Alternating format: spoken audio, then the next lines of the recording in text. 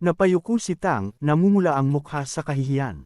Hindi maiwasan ni Xiao Wu na magtaka kung ano ang nangyari sa kanya. Pagkatapos ay nagpaalam siya, ngunit bago umalis ay muling lumingon. Nagtatakang bigla na lang tumahimik si Tang. Nang makita niya ang itsura nito, may bigla siyang naramdamang kirot sa dibdib, hindi niya maipaliwanag, ngunit malinaw na may kung anong hindi niya gusto sa nakikitang anyo ni Tang. Pagkatapos ay umalis siya. Paglipas ng isang buwan, nakabalik si Mayor Zhang mula sa kanyang misyon. Kinamusta niya si Tang tungkol sa cultivation nito. Ipinaalam ni Tang na ang Wind Tiger Transformation at Blue Silver Emperor ay nasa tuktok na ng level 6, ang Golden Wing Transformation at Time Change ay nasa tuktok ng level 5, at ang Lingxi Heavenly Eye ay umabot sa tuktok ng level 4. Lubos na natuwa si Mayor Zhang. Binalaan niya si Tang na maging maingat sa pag-advance dahil napakarami nitong Divine Transformation abilities. Tinanong naman ni Tang kung kaya niyang maabot ang lakas ni Xiao Wu kapag umabot siya sa level 7. Pinaliwanag ni Mayor Zhang na espesyal ang sitwasyon ni Xiao Wu.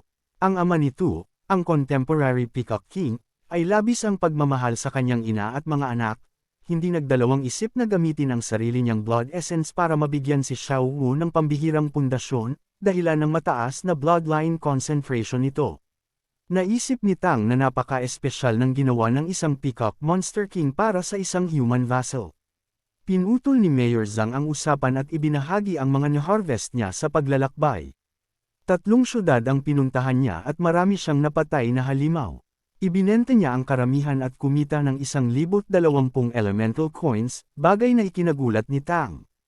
Ipinahayag din ni Mayor Zhang na magkakaroon ng auction pagkatapos ng 6 na araw. Pupunta siya kasama si Tang. Sinabi ni Tang na mabuti kung bibili sila ng mga bagay na makakatulong sa pag-advance ng grupo, dahil ang pag-angat ng lahat ay pag-angat niya rin. Sumang-ayon si Mayor Zhang bago umalis.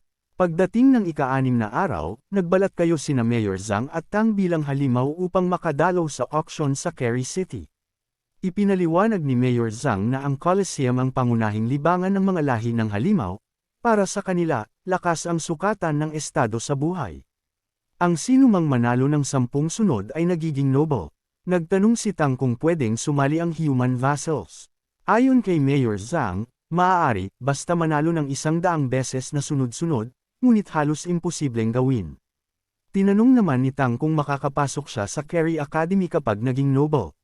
Sinagot siya ni Mayor Zhang ng oo, ngunit mariing pinaalalahanan siyang huwag subukan dahil napakadelikado.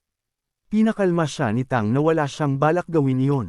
Nang makapasok ang lahat sa Colosseum, inanunsyo na magsisimula na ang auction. Ang host ay isang level 9 expert mula sa lahi ng mga one-eyed monster, isang dating kriminal na, matapos manalo ng 10 sunod-sunod na laban, ay hindi lamang nakaligtas sa kaso, kundi nakamit pa ang ranggong noble. Ipinahayag nito na may inihanda silang maikling kasiyahan. Ang unang laban ay sa pagitan ng isang Bloodlust Warbear at isang Shadow-walking Giant Scorpion. Mabilis natapos ang laban, at nanalo ang Giant Scorpion. Nag-ingay ang buong arena sa tuwa. Kasunod nito ay 2 human vassal na inakusahan ng pagtataksil sa kanilang master. Ang kanilang kaparusahan, makipaglaban sa one-eyed monster mismo. Bumigat ang pakiramdam ni Tang habang naririnig niya ang sigawan ng mga halimaw, hinihiyaw na patayin ang 2 tao. Sinabi ng isang matang halimaw na kung mananalo sila ay makakalabas sila at mabubuhay. Inatake nila ang isang matang halimaw. Ngunit madali lang silang nahuli ng halimaw at pinisil hanggang mamatay. Pagkatapos noon ay inihayag ng halimaw ang pagsisimula ng huling laban. Ang ikatlong laban ang pinakakawili-wili dahil sa isang panig ay ang dambuhalang alakdan, at sa kabilang panig ay random na pipiliin mula sa mga manunood gamit ang liwanag ng Colosseum. Sinabi nito na kung mananalo sila, makukuha nila ang lahat ng battle spoils at magkakaroon ng 50% na diskwento sa anumang bibilhin sa auction. Pero kung susuko sila, hindi na sila makakasali sa auction. Sunod-sunod na bumagsak ang mga sinag ng ilaw sa mga manunood. Maraming napili ngunit karamihan ay sumuko at umalis sa auction. Sa kasamaang palad, tumama ang liwanag kay Tang. Tumayo si Tang at kinumpirmang lalaban siya, na ikinadismaya ng mayor. Umakyat si Tang sa entablado at hinarap ang alakdan.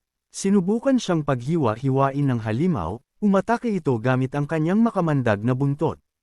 Agad namang pinutol ni Tang ang buntot gamit ang kanyang wind blade, saka umatake ng wind tornado habang pinipigil ang isipan ng alakdan gamit ang kanyang purple demon eye. Sa huli, sinuntok niya ang ulo ng alakdan at napatay ito. Inanunsyo ng isang matang halimaw na si Tang ang nagwagi sa pinakamahusay na laban ng araw.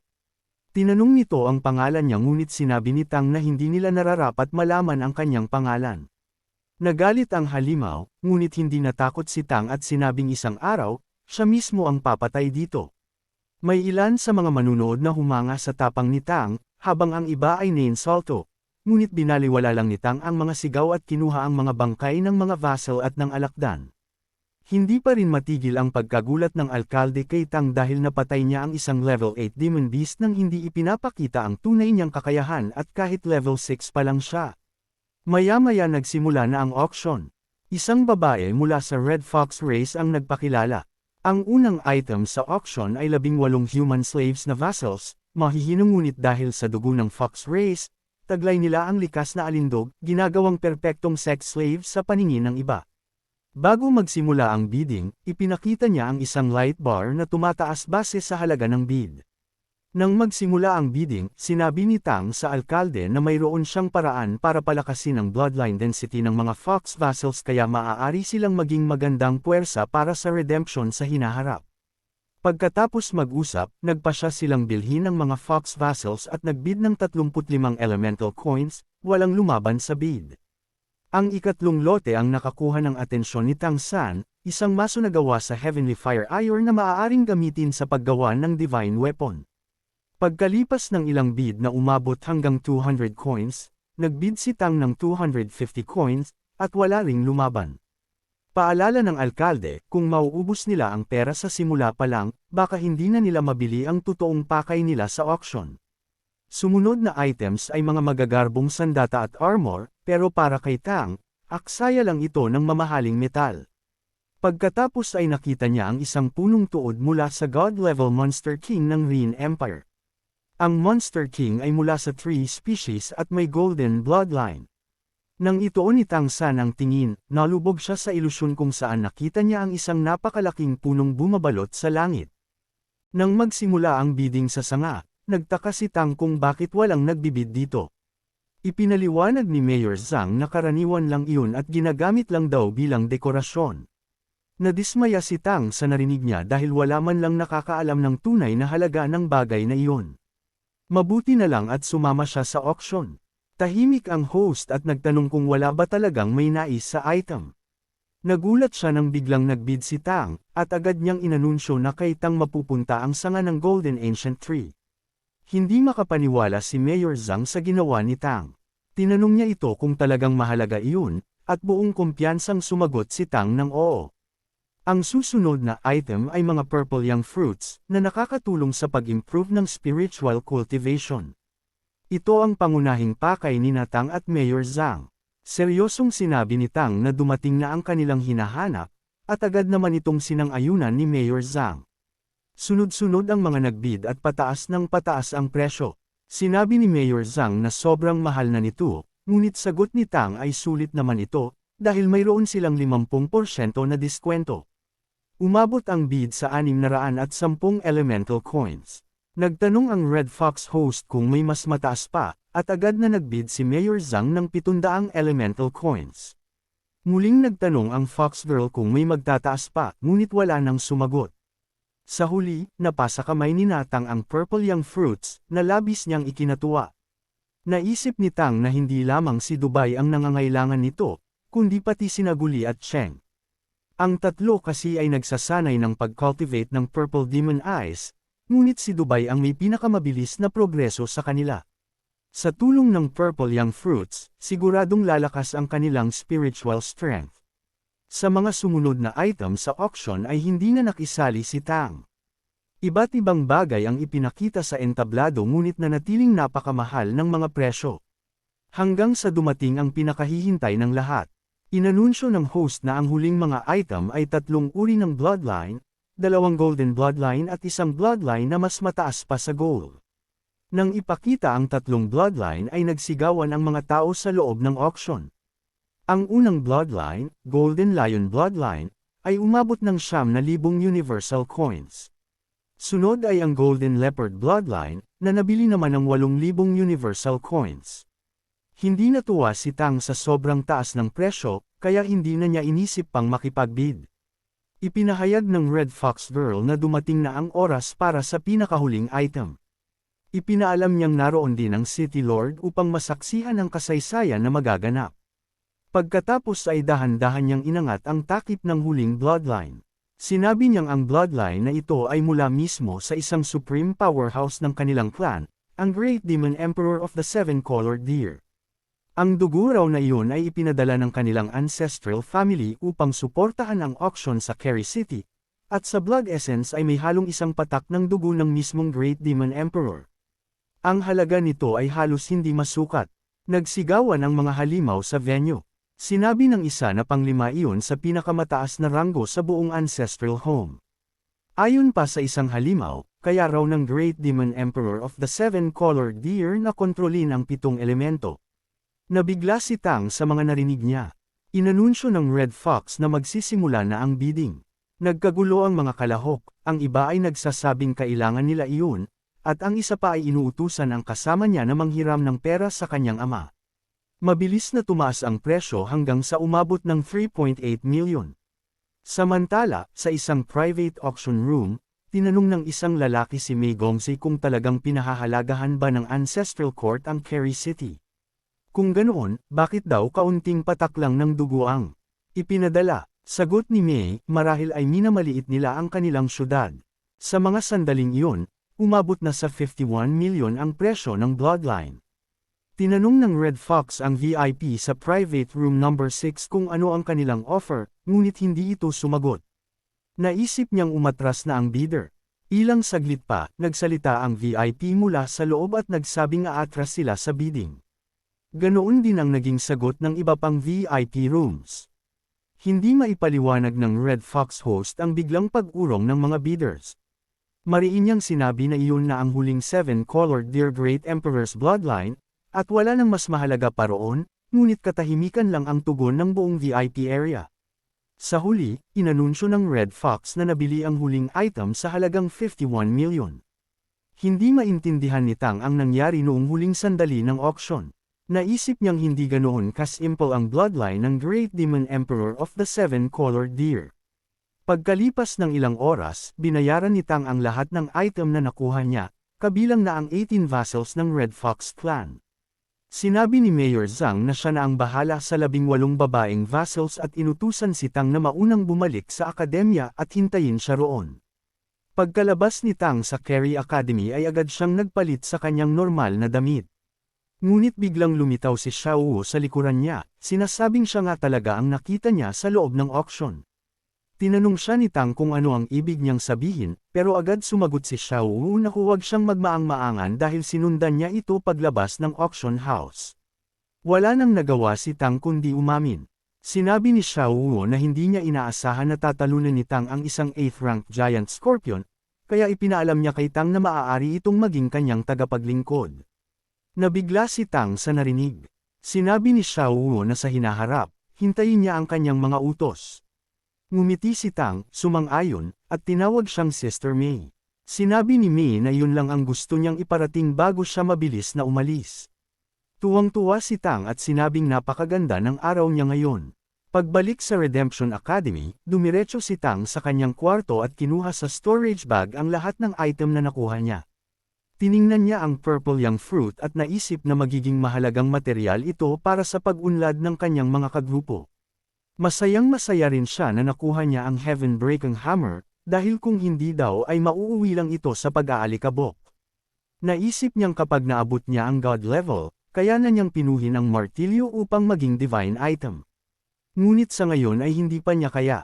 Nagpasya siyang kailangan muna niyang magkaroon ng espiritual na ugnayan sa martilyo.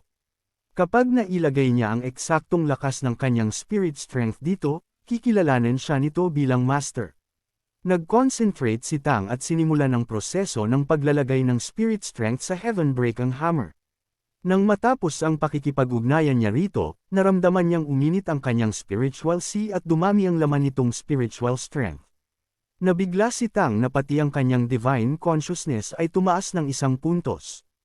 Pagbalik ni Tang sa kasalukuyan, narinig niya ang boses ni Mayor Zhang na nagsasabing mabuti at gising na siya, inakala pa raw nitong may masamang nangyari sa kanya. Nagtanong si Tang kung talagang matagal ba siyang nag-meditate.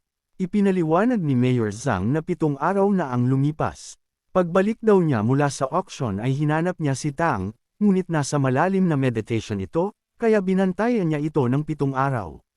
Tinanong niya si Tang kung may espesyal ba sa martilyo. Sinabi ni Tang na bukod sa orihinal nitong properties, pinapalakas din ito ang kanyang spiritual strength.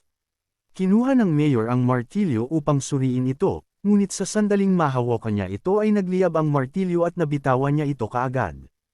Alam ni Mayor Zhang na kinikilala lamang ng martilyo ang tunay nitong master. Tinanong niya si Tang kung ito ba ay divine item. Sagot ni Tang, hindi pa ito divine item, pero napakahusay nito dahil para bang konektado ang kanyang spiritual strength sa martilyo. Napaiwas si Mayor Zhang at nagpaalam para magpahinga. Ngunit bago siya makaalis, sinabi ni Tang na hahatiin nila ang purple young fruits. Nagtanong ang mayor kung hindi ba para kay Tang ang mga iyon.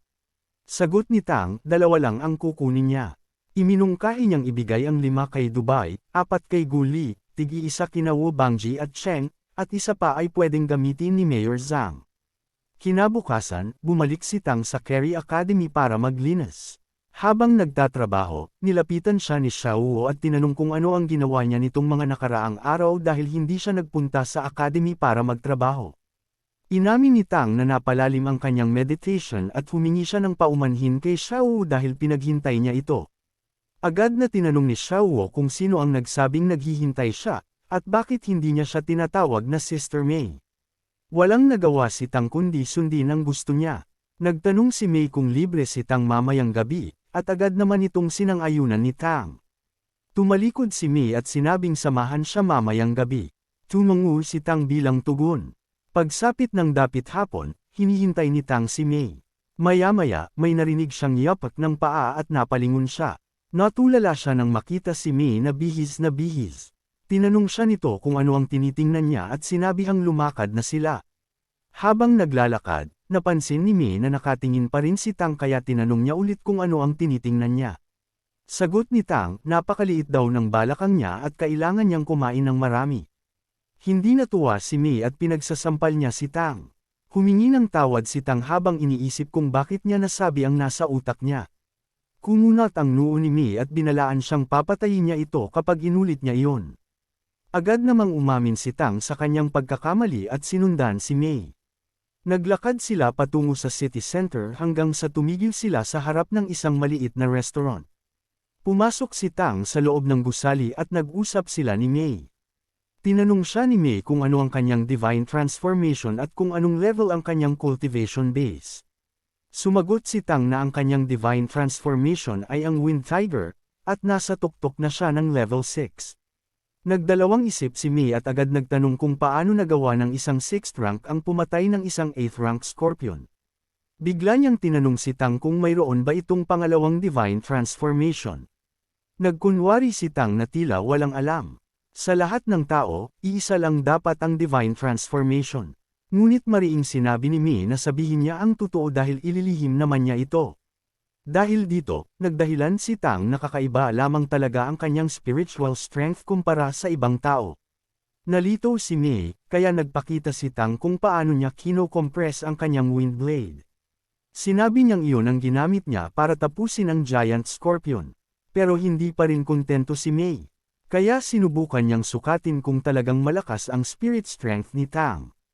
Naglabas siya ng enerhiya para subukan ito, ngunit napaatras siya mula sa lakas ng pressure ni Tang. Hinawakan siya ni Tang at tinanong kung ayos lang siya.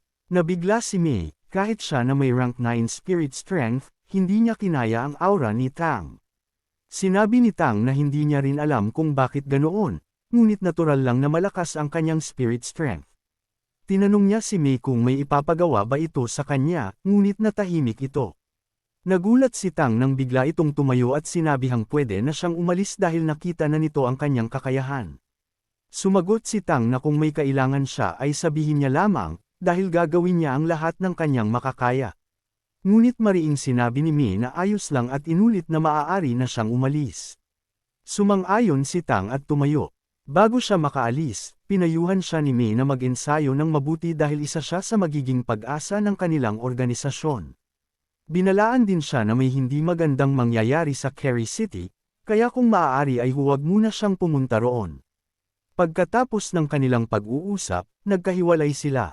Inamin ni Mei sa sarili na gusto niya sanang humingi ng tulong kay Tang, ngunit may hindi maipaliwanag na pakiramdam na ayaw niyang mailagay ito sa panganib. Samantala, naisip naman ni Tang kung ano ang gagawin ni Mei Gongzi ngayon. Alam niyang tinawag siya nito upang humingi ng tulong, ngunit nang malaman nito ang kanyang talento, binasura ang ideya, ayaw siyang ilagay ni Mei sa delikadong sitwasyon. Ngunit para kay Tang, ang mahalaga ay makatulong kay Mei. Kahit sinabi nitong hindi niya kailangan ng tulong niya, hindi ibig sabihin na ipagsasawalang bahala niya iyon. Kaya nagpalit siya ng damit at sinuot ang kanyang maskara, muling nagpanggap bilang si Shira. Maingat niyang sinundan si Mei. Alam niyang malakas ito, ngunit pagdating sa spiritual perception, mas malakas si Tang, kaya hindi niya kailangang mag-alala na mahuhuli siyang sinusundan ito. Habang nararamdaman ang space fluctuation sa paligid, sinundan ni Tang si Mei Gongzi patungo sa mansyon ng mga oso. Hindi niya maintindihan ang plano nito, nagpunta ba si Mei para mang-alap ng impormasyon, o para patayin mismo ang oso. Maraming salamat sa panunood. Kung nagustuhan mo ang video na ito, huwag kalimutang i-like, mag-subscribe, at i-share sa mga kaibigan mo. I-click na rin ang notification bell para lagi kang updated sa mga susunod nating kwento. Hanggang sa muli, kita-kits sa susunod na kabanata.